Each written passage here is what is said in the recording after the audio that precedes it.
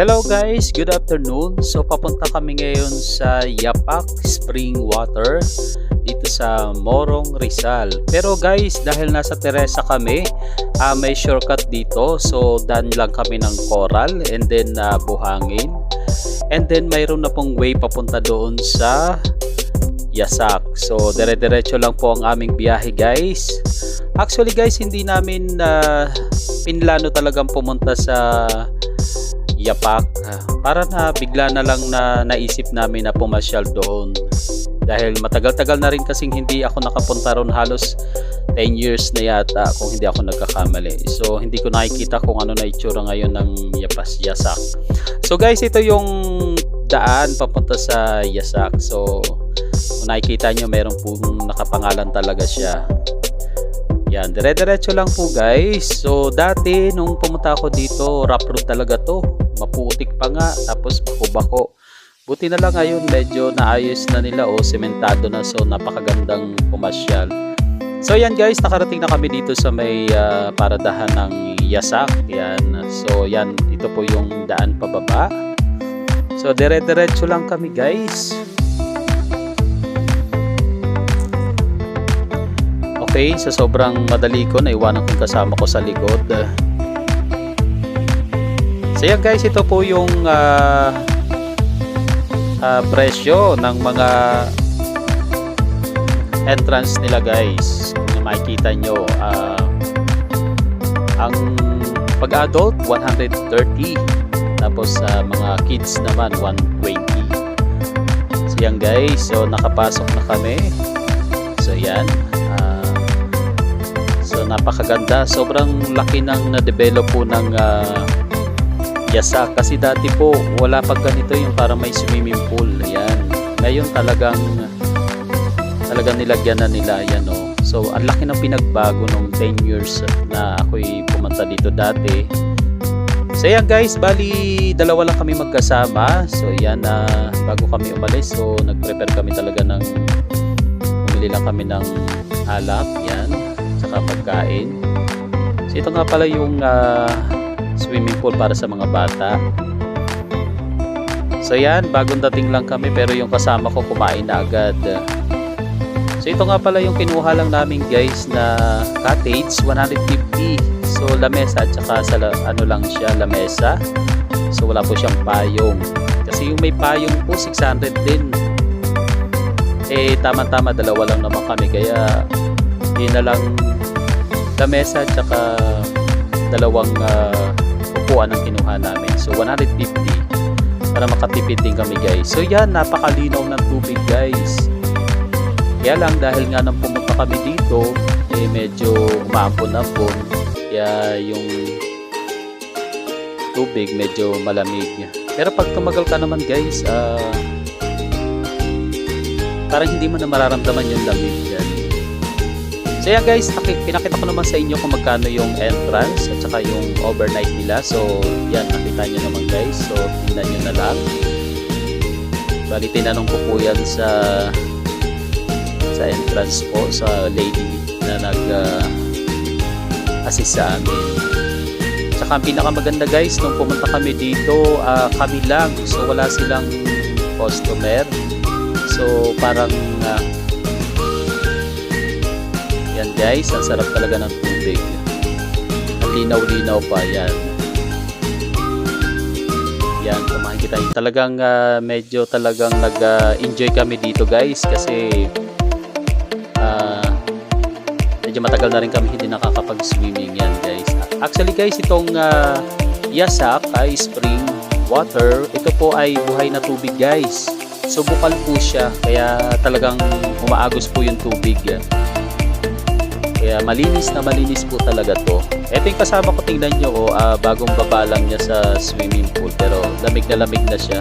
Sabi ko sa kanya, hindi naman malamig, kaya tingnan nyo, ayan, nagsiswimming na.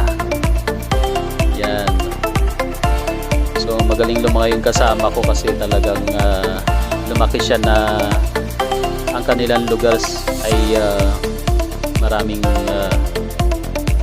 falls yan sa dagat, sa ilog. So guys, so lumaki siya na maroon talaga siyang Guys, nakikita nyo naman sobrang lamig talaga ng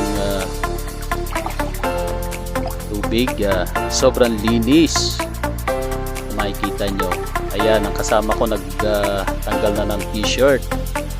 Nag-i-enjoy na talaga siya sa pag-swimming. So yan guys.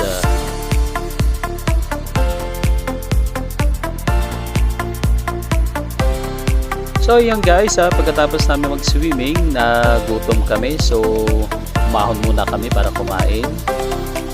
So dahil nga sa nagda-diet kami, dahil tumataba ng aming katawan, so salad muna yung kinain namin dito. Pero guys, may dala naman kaming mga pagkain. May kanin kami at saka pansit dyan, ulam. So yan, ito lang muna yung kinain namin salad. So yan guys, tuloy-tuloy lang habang nagkikwentuhan kami. So yan, napapasarap kami sa pagkain ng salad kasi masarap po yung pagkakatimpla ng aking kasama.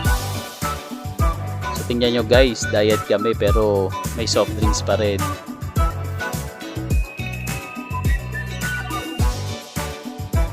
So yung kasama ko, kung nakikita nyo naman, talagang gutom na. So hindi na siya nagsasalita guys, kain na lang siya ng kain, no.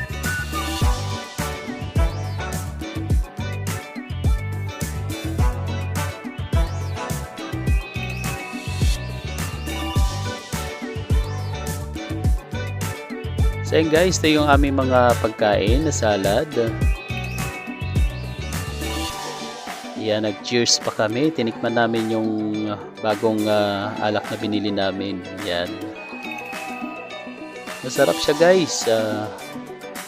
Hindi siya mapait.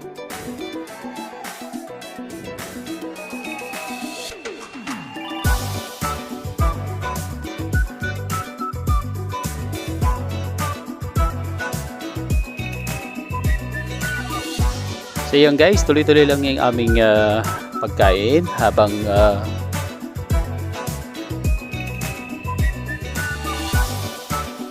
minamasid namin ang paligid.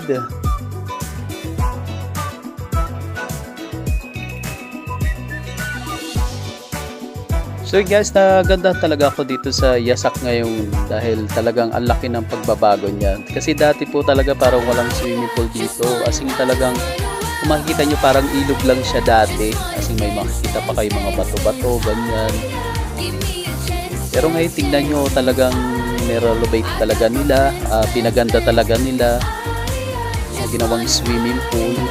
Yung kasama ko, uminom na ng alak guys. Wow, nag-commercial pa siya.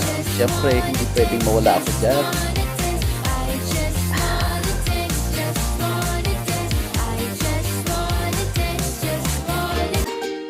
Yan, kwentuhan lang kami guys.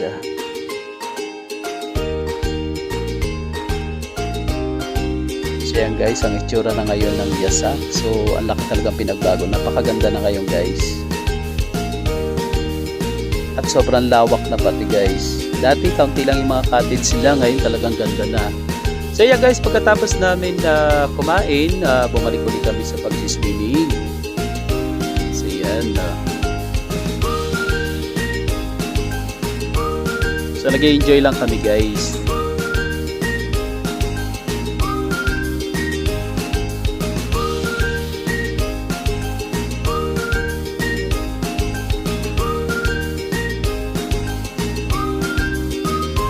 Yan, kung makita nyo, enjoy na enjoy kami sa pagsiswimming.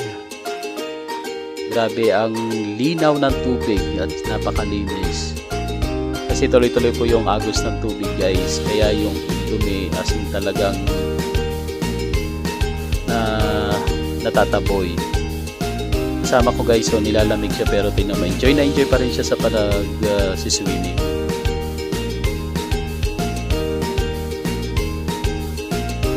So yan guys, picture taking muna kami. Then ipakita ko lang sa inyo guys yung mga cottage. So yan, ito po. Yan, nasa gitnang yan, 1,500 yan guys. Itong inuupuan ko naman 600. Yan, sweep. Okay guys, libot lang ako dito sa Yasak. Tinignan ko yung ibang mga view. So yan guys, kung makikita nyo, yung mga cottage niya 600 yan. Ito na sa gitna 1,500 yan guys. Okay, pagkatapos namin guys, umuwi na rin kami. Dahil malapit nang umulan, so naisipan na namin na umuwi na lang kasi makaabutan kami ng ulan guys. So mga ilang oras din kami nagtagal guys. Nag-enjoy naman kami guys. Bali, sabi ko sa kasama ko, balik na lang kami uli. Nakaagapan namin ng pagpunta para mas lalong mag-enjoy kami guys. So yan ang kasama ko guys. Pauwi na kami.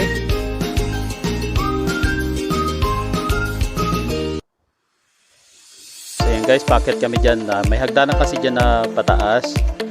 Yan, kinuha ko na yung service namin na nakasingle na motor kami guys. So yan, paalis na kami. Yan, pauwi na kami guys. Maraming salamat. Thank you sa panonood. God bless to all.